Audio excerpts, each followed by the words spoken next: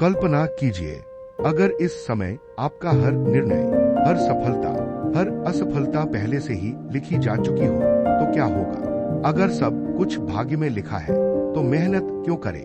और अगर सब कुछ कर्म से बदल सकता है, तो फिर कुछ लोग जन्म से ही अमीर और कुछ गरीब क्यों होते हैं? आज हम इसी रहस्य से पर्दा उठाएंगे। यह वीडियो आपकी सोच बदल सकता है, इसलिए इसे अंत तक जरूर देखिए। इंसान का सबसे पुराना प्रश्न, हजारों वर्षों से मनुष्य एक ही प्रश्न पूछता आया है, क्या मैं अपनी किस्मत खुद लिखता हूँ या कोई अदृश्य शक्ति पहले ही सब कुछ तय कर चुकी है? यह प्रश्न केवल आपका नहीं है। ऋषियों ने पूछा, बुद्ध ने पूछा, महावीर ने पूछा, दार्शनिकों ने पूछा, और शायद आपने भी कई बार सोचा होगा, अगर सब कुछ भाग्य है, मान लीजिए कि सब कुछ पहले से तय है, तो फिर मेहनत का क्या अर्थ? पढ़ाई क्यों? संघर्ष क्यों? सपने क्यों?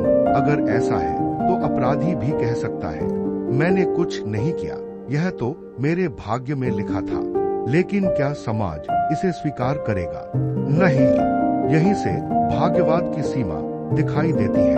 अगर सब कुछ कर्म है, अब दूसरी तरफ आइए, मान लीजिए कि सब कुछ केवल कर्म है, तो फिर कोई जन्म से अमीर क्यों? कोई जन्म से गरीब क्यों? कोई स्वस्थ, तो कोई जन्म से ही बीमारी लेकर क्यों आता है? यही भारतीय दर्शन कर्म और पुनर्जन्म का सिद्धांत प्रस्तुत करता है। वर्तमान जीवन केवल आज के कर्मों का परिणाम नहीं, बल्कि पूर्व कर्मों की निरंतर यात्रा भी हो सकता है। गीता का संदेश, भगवान श्री कृष्ण अर्जुन से कहते हैं, कर्म करने का अधिकार तुम्हारा है, लेकिन फल पर अधिकार नहीं। इसका अर्थ यह नहीं कि फल नहीं मिलेगा, अर्थ यह है कि फल अनेक कारणों से बनता है।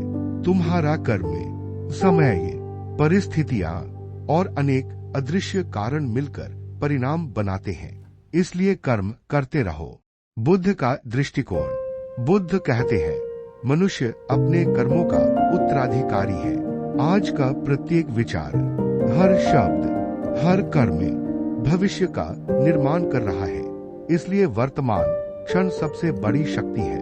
आधुनिक उदाहरण, मान लीजिए दो विद्यार्थियों की परीक्षा है, दोनों का भाग्य समान नहीं हो सकता, लेकिन जो विद्यार्थी नियमित पढ़ता है, उसकी सफलता की संभावना कई गुना बढ़ जाती है। यही कर्म की शक्ति है। भाग्य अवसर दे सकता है, लेकिन अवसर का उपयोग कर्म ही करता है। संतुलित सत्य, भारतीय दर्शन हमें एक सुंदर संतुलन सिखाता है। कुछ परिस्थितियां हमारे नियंत्रण में नहीं होती, लेकिन उनका उत्तर कैसे देना है, यह हमेशा हमारे हाथ में होता है। यही हमारी स्वतंत्रता है, यही हमारा वास्तविक कर्म है। तो क्या जीवन पहले से तय है? शायद पूरी तरह नहीं, और पूरी तरह खुला भी नहीं। जीवन ताश के खेल जैसा है, कौन से पत्ते मिलेंगे, यह शायद भाग्य है, लेकिन उन पत्तों को कैसे खेलना है, यह आपका कर्म है। यही आपका चरित्र बनाता है, और अंततः यही आपका भविष्य भी। अगर इस वीडियो ने आपको सोचने पर मजबूर किया है, तो इसे लाइक करें, अपने मित्रों के साथ साझा करें और कमेंट में जरूर लिखें, क्या आप भाग्य में विश्वास करते हैं या कर्म में? ऐसे ही गहरे दार्शनिक विषयों के लिए दर्शन शास्त्र गुरु को सब्सक्राइब करना न भूलें। धन्यवाद। मिलते हैं अगले विचारोत्तेजक वीडियो में। अभिवादन।